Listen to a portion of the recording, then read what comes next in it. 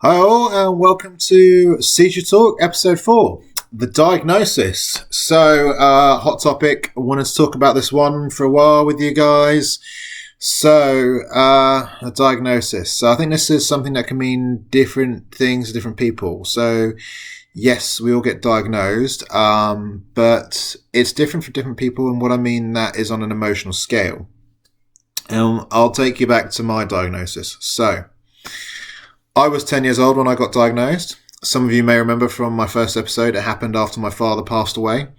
For me at the time, there was a lot more else going on in my life, but, I was a 10-year-old child. When someone told me, you've got epilepsy, right, when he's going to look at giving you some pills, I was like, okay, can I go and play some football, please? There wasn't a lot, I think, going on in there. I don't remember everything about it. And I think that may be the way for some children. I think the best way I could advise parents and friends, family to try and support that child there and then is don't hammer them with everything at once. Don't try and shake them and say, you've got epilepsy. You need to be really aware. You need to make sure, you're doing everything correctly. Don't look at those flashing lights. You need to make sure you're getting your sleep, building this perfect routine. You've got to, work with that child, help them emotionally, help build up that routine on a day-to-day basis. Make sure, they've got like a funky cool app that they use to get to taking their pills. Make sure they're taking their pills as part of their daily routine. It's something that's seen in, normal society. Something that make sure they don't feel like they're being excluded from things because of what they're having to do. I think you just don't. The important thing is to not segregate them from everything else because they have epilepsy. I think that's what I can try and help and say there. When you're an adult, I think it's very different or as a teenager and an adult, because you're so much self-aware. All these emotions come piling through. It's like a little big bang. So, the doctor tells you you've got epilepsy, and it could be it could be the same with any other, long-term, illness, anything, disability, and it's going to hit you there and then. And a lot of the immediate impact to people is, how is this going to affect my life? Teenagers, it might be socially. What are people going to think of me? Going to university, like, crikey, am I going to be able to go out and drink and get pissed? When I'm adult, crikey, am I going to be able to go and pick up the shopping? How am I going to be able to take my kids to school? How am I going to be able to get to work? How is this going to affect my daily life now moving forward? Am I still going to be able to get the same jobs? It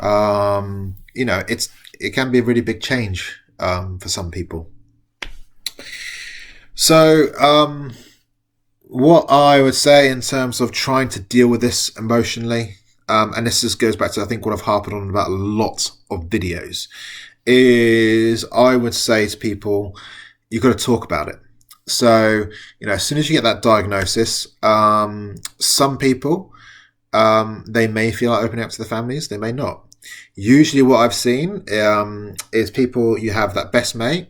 You may find some people within their families, they have that best friend bond with either brother or sister or with their mum or their dad. And that's where they can open up with their families, I think, more so than others. Sometimes with the families, it takes a little bit more time, and, you just have to have those conversations, and it's got to try and come a little bit more from the person with the diagnosis. So I would, for anyone out there, try and open up to that person. You just like to chat about crap to. I've got my best mate, Chris, who I talked on here about, and he's known me since I was 10 years old, and we chat about literally anything and everything. So I would have opened up to him about a lot of this stuff. The lady I'm marrying right now, my future wife, to be in another year, I'm sure if I'd met her in my younger years as well, I would have, I would have been opening up to her. I'm very lucky to be in that scenario. But there are other forums as well. So, on epilepsy, if you're in the UK, you've got the Epilepsy Society, Epilepsy Action. You can go onto the websites of people you can open up to there.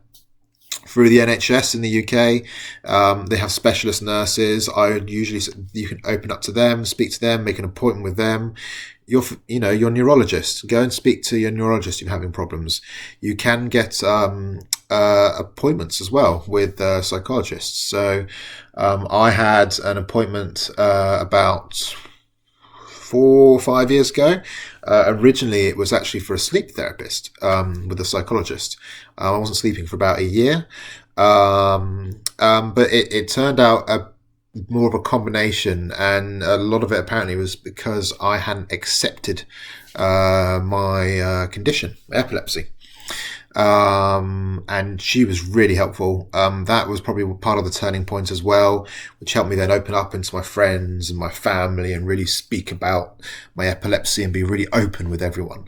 So yeah, you can speak with psychologists. There may be a little bit of a longer waiting list if you're in the UK on the NHS, which can be a bit of a pain. That's where I say speak to your neurologist to try and help speed those things up a little bit. The other thing you can do, it costs a little bit more moolah, but you can go privately.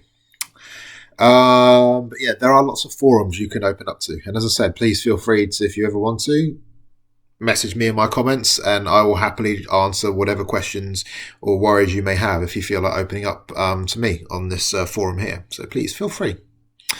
But yeah, that's the advice I think I can give from my side in terms of the diagnosis. I went through the emotional stage later in life. I think a little bit to our school. When I was at school, I was really sleepy, dozy from my drugs. My teachers, back in the day, 20 odd years ago, Mr. Mackerel, wake up. It's not quite probably like schools are today. But not all those things are always as self-aware as they are today. And I think, I wasn't sort of saying to people, this is partly because of my drugs, because of my epilepsy. Similar to going out when people thought I was really dozy and, memory loss and those sort of things that become standard traits of epilepsy that people don't realise. Or why I was holding one hand over my eye when we were going to clubs, because I was originally worried about photosensitive epilepsy when I was really younger, because I was actually originally diagnosed with photosensitive epilepsy. I've had 3 more EEG tests since then, and they've told me I do not. So,